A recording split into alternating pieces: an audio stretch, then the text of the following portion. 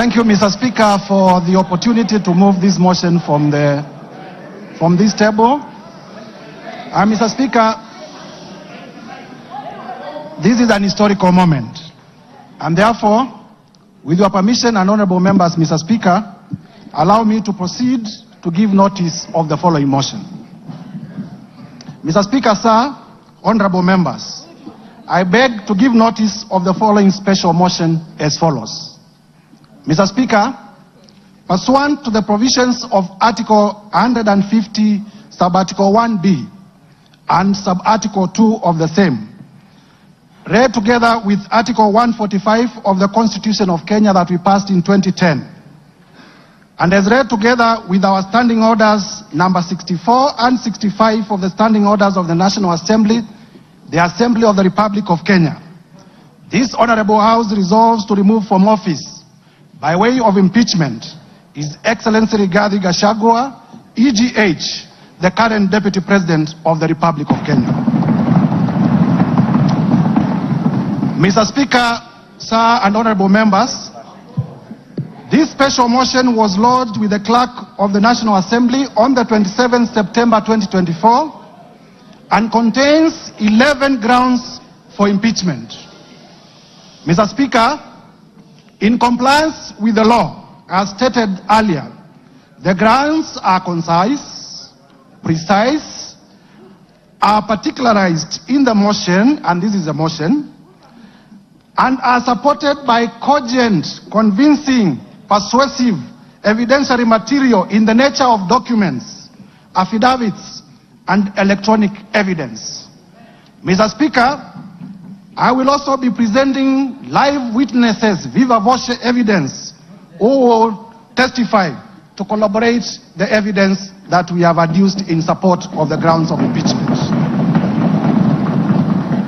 Mr. Speaker, honorable members, in the interest of the time allocated, I am not able to go clause by clause, sentence by sentence, paragraph by paragraph, because as you notice, the grounds themselves constitute about 42 pages, and with the rest of the material, we have about nearly 100 pages. And therefore, Mr. Speaker, with your guidance, allow me to summarize the 11 grounds as follows. Generally, Mr. Speaker, as members will realize, the particulars of these grounds are that His Excellency Rigathi Gachagua has engaged himself in acts of omission and commission that constitute offenses under our Constitution, offenses under international law, and offenses under our own statutes. On ground one, Mr. Speaker, we will be demonstrating before this House that His Excellency Rigathi Gachagua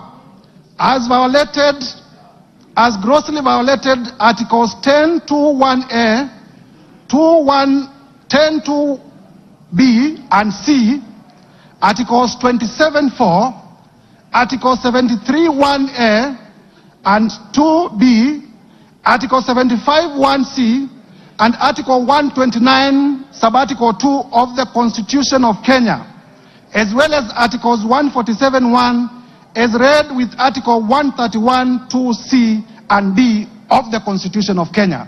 And when the time comes, Mr. Speaker, I will be laying detail, article by article, to show the violations.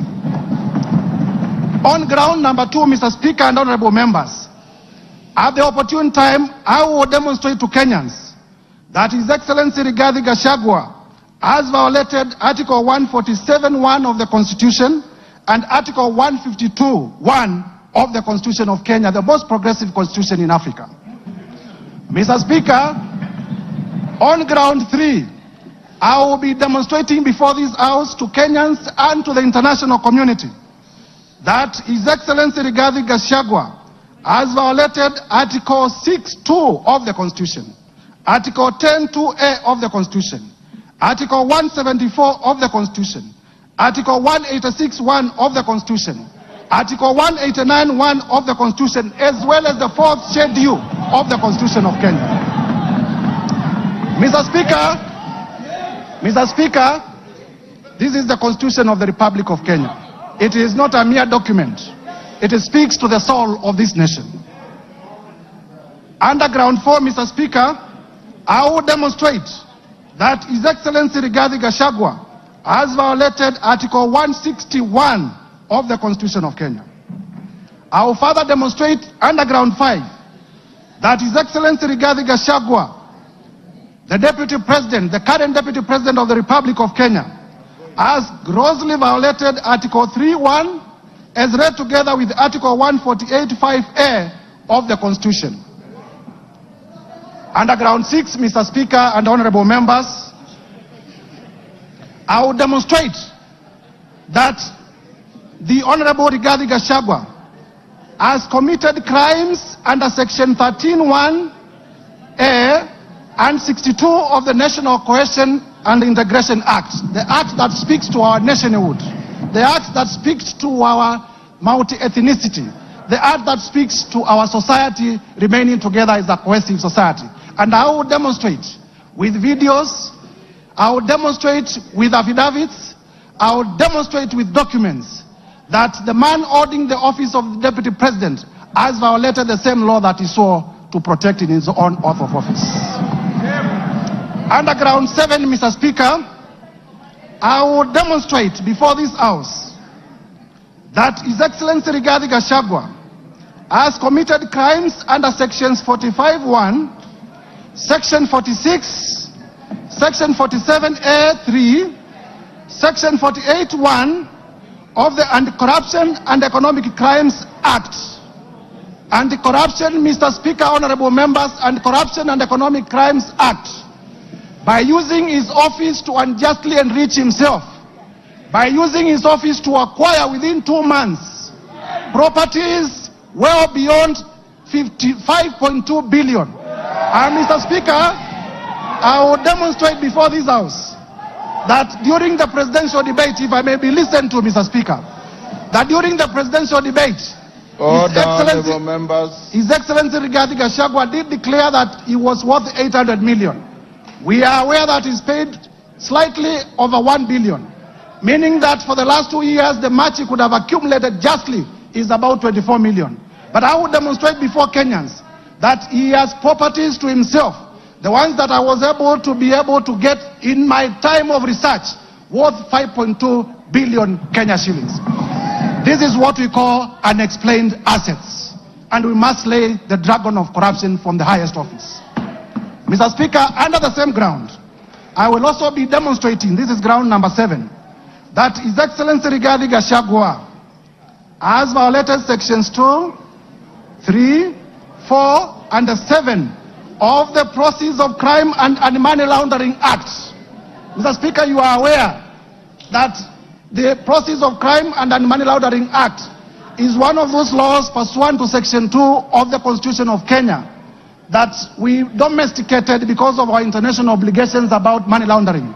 And therefore, by proving the same, I will also be demonstrating before Kenyans that His Excellency Rigathi Gachagua has committed international crimes.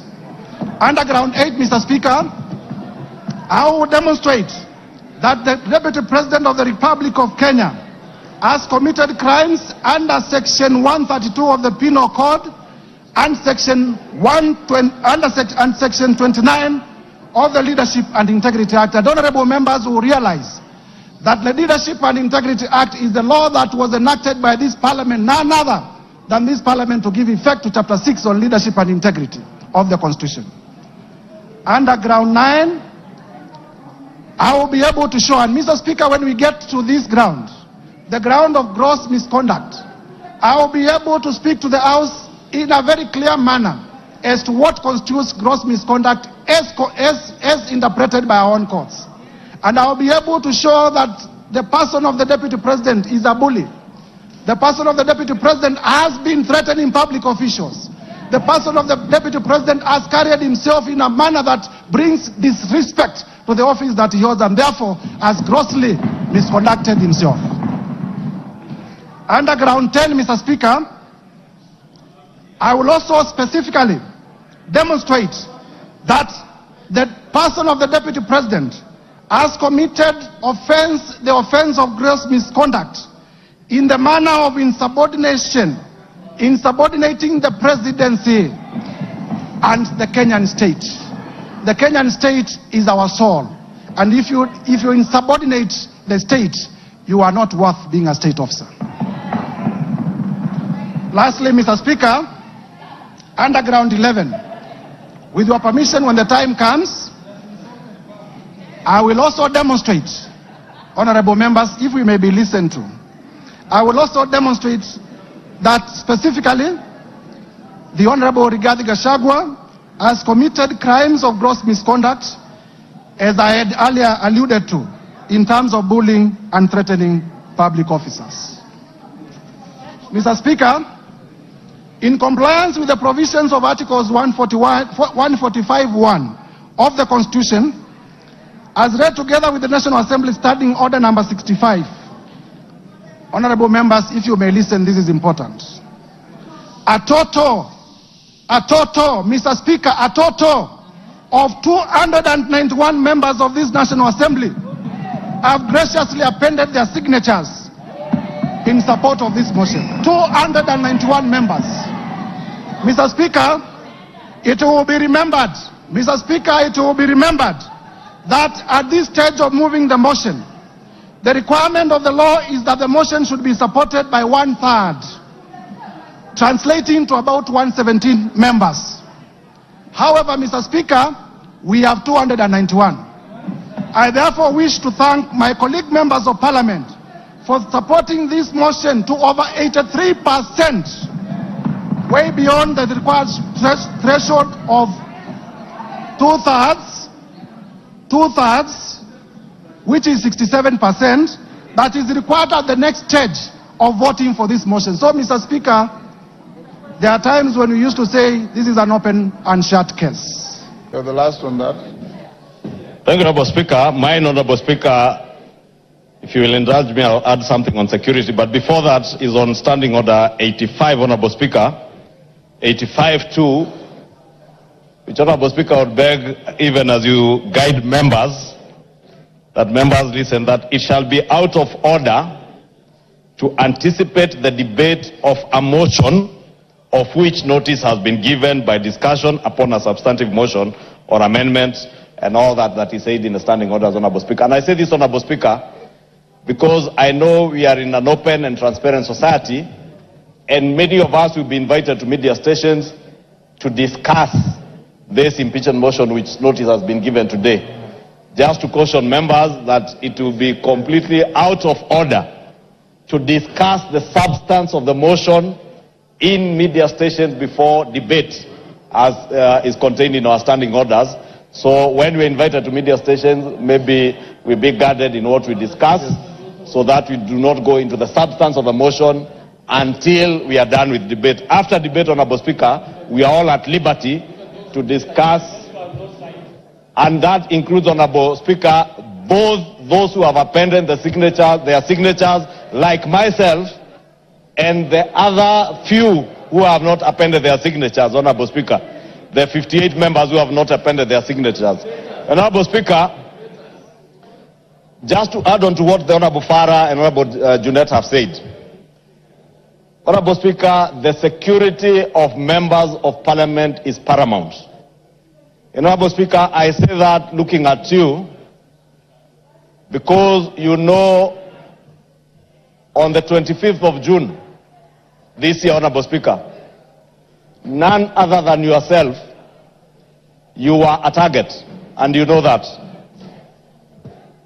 And not a target for harm, but a target for elimination, based on the position you hold as Speaker and the ranking order should anything happen to the President or the Deputy President, Honorable Speaker.